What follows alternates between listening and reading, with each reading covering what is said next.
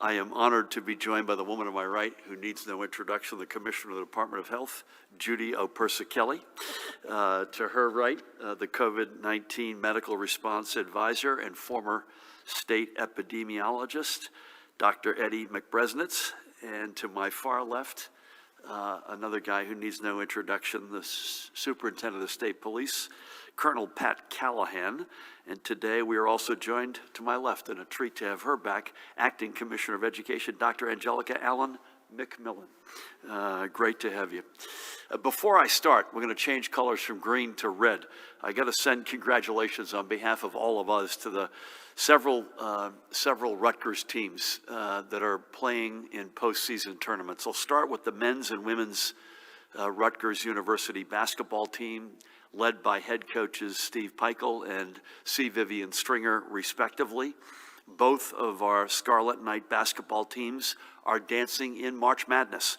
And I know the selection for the Scarlet Knights men's team is especially sweet, signifying their first trip to the NCAA tournament in 30 years. The 10-seeded men will tip off Friday night against 7-seeded Clemson, red on orange, and the 6-seeded women will play Brigham Young on Monday. And if that weren't enough, Pat would want me to remind everybody the Rutgers University wrestling team is also in the NCAA tournament under the stewardship of one of America's great wrestling coaches, Scott Goodale. New Jersey, we were having this conversation earlier, not only is Rutgers one of the better wrestling university sides in the country and has been consistently, but New Jersey is a wrestling capital. So good luck to all of our Scarlet Knights, the coaches, the teammates, the staff, and know that all of New Jersey is behind you. We have to my left, by the way, the Director of the Office of Homeland Security and Preparedness, Jared Maples, Deputy Chief of Staff, Deb Cornavaca is in the house, and Chief Counsel Paramel Garg, I meant to say up front. Now on to some official business. I have signed an executive order extending for another 30 days the current public health emergency initially declared on March 9th, 2020. As we have noted many times before, unless extended, these emergencies expire after 30 days. Today's action means that we can continue our ongoing COVID-19 mitigation efforts while also vaccinating New Jersey residents as quickly and safely as possible. I want to emphasize that the Department of Health's ability to regulate the distribution of the vaccine especially is linked to the declaration of a public health emergency. Failing to extend the public health emergency would threaten our vaccination effort, just as we expect our vaccine supply to exponentially increase over the next few weeks. And of course, the faster we can get most New Jersey residents vaccinated, the faster we can end this pandemic and get back to normal. Second, at 6 a.m. this Friday, please remember that indoor and outdoor gathering limits will increase to 25 and 50 individuals respectively. Additionally, indoor capacity limits for restaurants, gyms, and health clubs, recreational facilities and arcades, and personal care businesses will move to 50% of their listed capacities. As you head into these businesses or to other indoor settings where capacities are expanding, we remind you that our mask mandate remains in effect. We require everyone, patron and business owner alike, to adhere to our public health guidelines. Just because we are able to take these steps to deliberately and responsibly reopen more of our economy and business community does not mean that this pandemic is over, not by a long shot. I just extended, in fact, the public health emergency because it is not over, because of this basic reality. We must remain vigilant and we must remain smart. There is no excuse for any, I'll use a word we haven't used in a while here, for any knucklehead behavior. And as we have in the past, we will not hesitate to shut down anyone crossing the line and putting the health and safety of their patrons and communities at risk. Again, the overwhelming amount of folks out there, by the millions, have done and continue to do the right thing. Finally, I'm signing an executive order ending the current prohibition on outdoor interstate youth sports competitions effective at 6 a.m. this Friday. The current prohibition on indoor interstate sports competitions will remain in effect for now. While outdoor interstate sports competitions may resume, attendees will be limited to players, coaches, and officials, and up to 2 parents or guardians per participating athlete. No additional spectators or attendees will be allowed. Additionally, all persons must follow all health and safety protocols for sports activities, which require attendees to wear masks and social distance, and athletes to wear masks when not engaged in activity. And we continue to highly discourage any long-distance travel. But as the weather begins to warm up and the outdoor sports season looks to start, I am pleased we could take this first step. Now moving on, tomorrow marks 1 year since all of our schools closed and transitioned to all remote learning. Throughout the past year, the Department of Education has stood side by side with our districts and schools, with students and parents, with educators, and with all stakeholders as they have navigated the unprecedented waters we have found ourselves in. We extended flexibility and understanding to our school communities as they prepared for this current year. We ensured that students who relied upon their schools for healthy meals were not left out. We worked diligently to close the digital divide to ensure that every student had the tools they needed, not just for remote learning, but for a 21st century education. But now is the time for all of our schools to meaningfully move forward with a return to in-person instruction, whether it be full-time or through a hybrid schedule. The American Rescue Plan, passed by Congress, signed by President Biden, is providing nearly $2.8 billion for our schools. Much of this funding is meant to help our schools reopen and to combat the learning loss we know has occurred. I was really honored to be with First Lady Dr. Jill Biden the other day on Monday in Burlington County, Burlington City, at the Samuel Smith Elementary School, a really special visit, and I want to shout out everybody in Burlington County and Burlington City for a great job hosting the First Lady, and thank her for again coming. This help is right on time, as it is time for more students to be active presences in our school and not on black boxes on a Zoom screen. More of them are. As of today, of the 811 public school districts, charter schools, Renaissance schools, and schools for students with disabilities across our state, 142 are currently open for all in-person instruction, and that includes 108,000 students back in their classrooms full-time. Another 534 are open for hybrid instruction. That accounts for more than 843,000 students. And the shift from hybrid to full-time in-person over the past week is the biggest shift we have seen. Some 37 of our local education agencies are using some combination of in-person, hybrid, or all remote learning across their buildings. This impacts about 85,000 students, and many of them, by the way, we know are back in their classrooms in some fashion. And this leaves 317,000 plus in 98 schools who are still, or districts, who are still on full-time remote learning. But again, the overwhelming majority of these students have now been out of their classrooms for a full year. A bright light in Hudson County has been Hoboken, whose public schools have remained open for in-person instruction throughout nearly the entirety of the school year. That's a tremendous accomplishment. I had the honor this morning of calling Superintendent Dr. Christine Johnson and her team, and I thanked her and all the school leaders. I also had a great call with Roseanne Versace, who's the Educational Association president, and thanked her and her fellow educators and support staff and families who helped make that happen. And I also spoke by phone with Mayor Ravi Bala and thanked him for his commitment to working with the city school leaders and families. Throughout the school year, we've had in place strong health, safety, and reporting protocols to mitigate instances of in-school transmission, and those efforts have paid off, as we have had roughly 800 total instances of in-school transmission since August. That's 800 cases, by the way, out of more than 565,000 confirmed PCR positives since August 1st. That's less than 0.2% of our cases over that time. Actually, about 3 out of every 2,000 cases. And over this time as well, the majority of our schools have been open in some capacity for in-person instruction, whether they be fully in person or through a hybrid learning model. Now, as you all know, we are working meaningfully with our educators to prioritize their vaccinations and ensure that vaccinations are available outside regular school hours.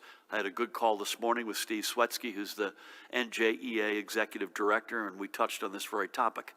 And we know, by the way, that thousands of educators were previously vaccinated under our prior eligibility standards, the biggest category of which are folks with ongoing chronic health conditions. We know there are students across our state who have fallen behind due to the burden and stress of remote learning, and it is time to stem this tide before more students fall away. A full year out of their classrooms is not how students move forward or how our world-class, extraordinary educators move forward in their professions, for that matter. And let me be clear, we are less than 6 months from the beginning of the next academic year. Come September, it is our complete expectation that every school will be open and every student and educator will be safely in their classrooms for full-time in-person instruction for the 2021-2022 academic year. I will ask, if it's okay, Acting Commissioner Alan McMillan to speak more to our efforts to get all of our students and educators back in their classrooms in a few minutes. Thank you again for being with us, Angelica. Let's get to our, Judy, our numbers if we can. On Monday, we crossed the threshold of 3 million vaccinations. We're now up, as of this morning, 3,143,096 total shots in the arms.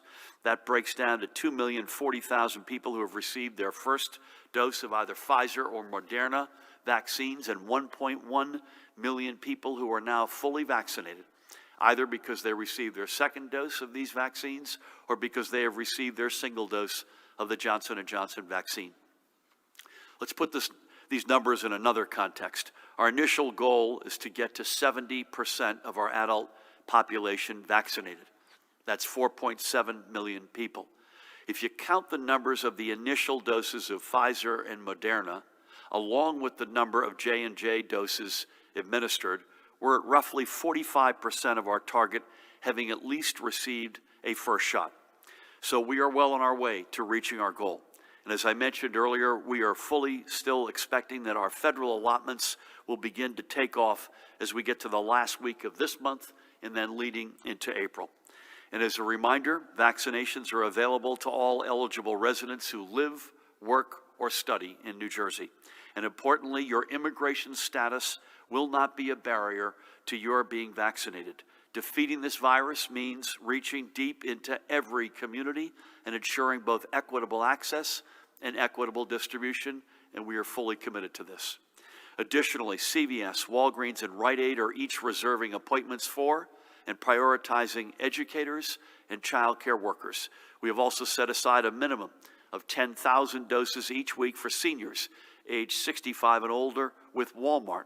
And our call center has been reaching out to seniors on the waiting list to help them make an appointment. I know Judy's going to give some context to the 75 and up group of seniors in our state over the past few weeks.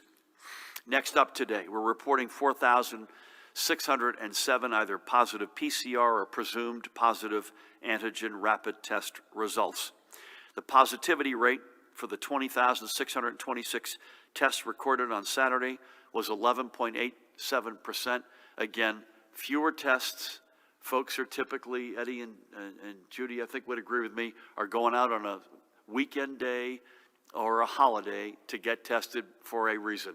They feel like they've got a symptom, they're exposed, and guess what? As we've seen, look at those, the right half of that sawtooth graph, and that what you see every week is weekdays, you're getting 6, 7, 8% positivity, and you're getting into the low double digits, almost like a metronome, every Saturday, Sunday, and holiday. Statewide rate of transmission is 1.05. That's up a little bit. And Judy, I think you and Eddie think that's going to go up a little bit from there in the next few days. In our hospitals, total number of confirmed patients and PUIs remains under 2,000. That stood at 1,895 as of 10 o'clock last night, 1,782 of whom were confirmed. ICU population 407, 231 ventilators in use. Throughout the day yesterday, 246 patients, live patients, left, 265, I've got 285, 265 my bad. New positive admissions were reported. Our hospitals reported 21 inpatient deaths yesterday. Again, none of those are confirmed, so we're comparing apples to oranges. I would just call time out here and say, Judy, total hospitalizations, ICU, ventilators, flow in, flow out, sadly, losses of life, down meaningfully from January, but sort of stuck in a range over the past couple of weeks. We've seen that nationally. We expected it in New Jersey, and we're living it. And so the hope is with the variety of variants, and Judy will go through the variants in the state, that those numbers don't break up out of that range. We'll take staying in the range, although that's still far too many people being admitted, and God knows far too many people passing. But we've got to watch this like a hawk to make sure this does not break out and up from that range. Today, with the heaviest of hearts, we are confirming another 38 confirmed COVID-related deaths. That brings our confirmed total to 21,530. The number of probable deaths has been revised to 2,515. And as we do every time we sit down together, let's honor the lives of a few more of our New Jerseyans who we have recently lost. We want to begin today with a couple by remembering Joseph and Rose Haggerty. Only appropriate we remember the Haggertys on St. Patrick's Day. They were from Skillman. They were married for 62 years. They were both 96 years old, and they passed away just 5 days apart from one another. That is their wedding photo, as you can see, from the late 1950s. Really special. Rose was a native of Throop, Pennsylvania, and was a registered nurse who found herself in New Jersey and on the staff of the Veterans Administration Hospital in East Orange. Joe was a Newark native and a World War II veteran as a U.S. Army radio operator in the Pacific Theater who benefited from the GI Bill to earn an undergraduate degree from Seton Hall University and a law degree from Georgetown University. After law school, he returned home to New Jersey to join a law firm in Jersey City, then went to work as an in-house counsel for Liberty Mutual Insurance before ultimately opening his own practice. He was an authority on workers' compensation law. Rose and Joe met after being set up on a blind date. They settled in Maplewood and South Orange as Joe's law career took off, including service as the municipal prosecutor for the city of Orange. And Rose took on a new career too, managing Joe's law office and serving as his legal secretary, a professional partnership that lasted more than 20 years.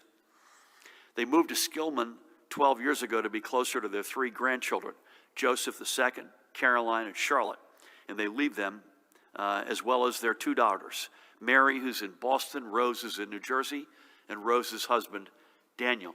So I spoke to Rose last week, and this family was crushed. She lost her mom and dad. She herself got it bad and is suffering as one of those long haulers, still suffering with a lot of complications many, many months later. Her husband, Daniel, hospitalized, required a blood transfusion at one point. He's doing better, thank God. And their daughter, Caroline, who I mentioned a minute ago, was also clobbered. Unbelievable. Joe and Rose helped each other through their thick and thin for more than 60 years, and we know they are together, still doing just that. May God bless over and watch over each of their souls and their family that they leave behind. And today we also remember longtime Newarker, Reina Amparo Garcia.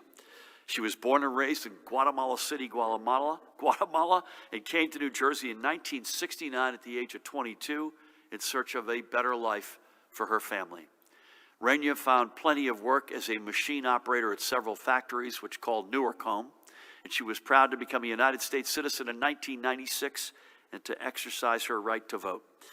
Life had given her a tremendous strength and toughness of spirit, but that gave way to tenderness she showered upon her family and friends and the many animals she gave a home to throughout her life. She battled, by the way, debilitating medical and health conditions literally for decades and was tough, according to her daughters. She is survived by her daughters, Marisol and Sonia. I had the honor of speaking with each of them last week, and her son Jorge and their spouses, as well as by her nephews Jorge and Edwin, and she leaves behind 9 grandchildren: Daniel, Joseph, Sarah, Nalani, Layla, Marco, Isabella, Gabriella, and Alexandra. Raina left New Jersey in 2008 to be closer to her children and grandchildren, but as we all know, once you are a part of our New Jersey family, you are always a part of our New Jersey family, and we are grateful that she was. May God bless and watch over her. 3 more uniquely Jersey stories, 3 more lives worth remembering, not just today, but always. I want to shift gears if I can. Moving on, I want to give a huge shout out to this guy, Cliff Baker, the president of A Need We Feed in Toms River in Ocean County. A Need We Feed was a nonprofit formed in the days immediately following Superstorm Sandy to help families rebuild first and foremost, but ensuring that they had enough to eat as well. Over the past several years, A Need We Feed has focused its mission on helping serve our military veterans, Ocean County senior citizens, and the children and families of big brothers, big sisters. When the pandemic hit, Cliff and his team saw a demand for their services skyrocket, for providing 1,500 meals 4 times a year to more than 27,000 meals a year. They are now part of the New Jersey Economic Development Authority's Sustain and Serve NJ program and recently received a nearly $200,000 grant that is going to allow them to purchase 1,000 meals a week from local restaurants for the next 4 months. A true win-win for their clients and the Jersey Shore's small business community, especially its restaurants. Even with the EDA's support, A Need We Feed is actively looking for corporate and other private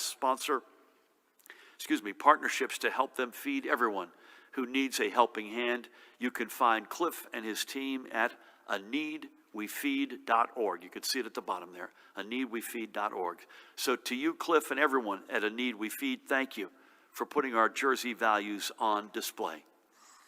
And before I close, a couple of other acknowledgments. First, 2 notable passings.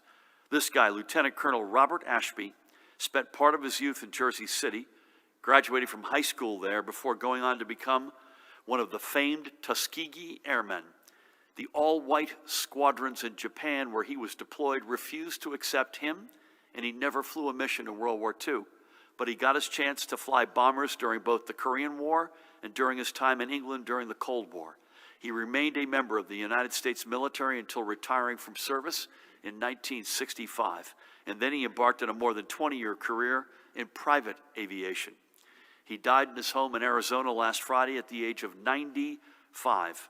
We thank Lieutenant Colonel Robert Ashby for his service, and may God bless and watch over him. And a little bit closer to home, Dr. Orlando Edrera was a Cuban refugee who came to the United States in the early 1960s. He earned a PhD from Columbia University, becoming a professor, but his impact in New Jersey was in Union County. He established the first bilingual education program at Keene University, opening the doors to a higher education for countless Hispanic and Latino students. Dr. Edrera would later serve on the Elizabeth Board of Education as a 2-term member of the Elizabeth City Council and as a member of the New Jersey State Board of Education. He held many titles, but mentor and friend are his legacy, including mentoring our friend, Assemblywoman Annette Keano, who brought Dr. Edrera's passing to my attention and our attention. We have lost him, but we have not lost his legacy, and may God bless and watch over him. Next, I want to give a shout out to the crew at, and I will put on my best radio voice here, WMSC-FM, the voice of Montclair State University, which took away the honor as the best college radio station in the entire United States at the 81st Annual Intercollegiate Broadcasting System Media Conference and Awards. So to General Manager and Faculty Advisor Annabella Poland and Station Manager Josh Tirado, a member, by the way, Josh, in the class of 2021, and the entire team at WMSC, congratulations. And finally, I have to say again with a heavier heart, the state of New Jersey stands in firm solidarity with the city and people of the Atlanta area as they grapple with the senseless murder of 8 people yesterday, 6 of whom were Asian women. We stand with law enforcement as they continue to investigate this heinous crime and to establish a motive We congratulate them on so swiftly apprehending the suspected gunman. And we also stand with our tremendous Asian communities here in New Jersey and around the nation, which have all experienced increases in violence aimed directly at them over the past year. There is no room for hate in our American family. Our goal is to leave for the next generation a New Jersey which knows neither the pain of senseless gun violence nor the senselessness and pain of hate. We know we still have much work to do on both, but we will not give up. With that, we will leave it there today. Please help me welcome the woman to my left and welcome her back, the Acting Commissioner of the New Jersey Department of Education, Dr. Angelica Allen McMillan. Thank you, Governor Murphy, for the opportunity to participate in today's press conference and discuss the importance of getting back to in-person learning as soon as possible. I am also proud to join you in announcing that later this week we will be submitting our request for a waiver of United States Department of Education requirements concerning the administration of statewide assessments. The consensus among educators, parents and caregivers, policymakers, and researchers is growing every day. The more time that a student spends away from in-person instructional time, the greater the risk of learning loss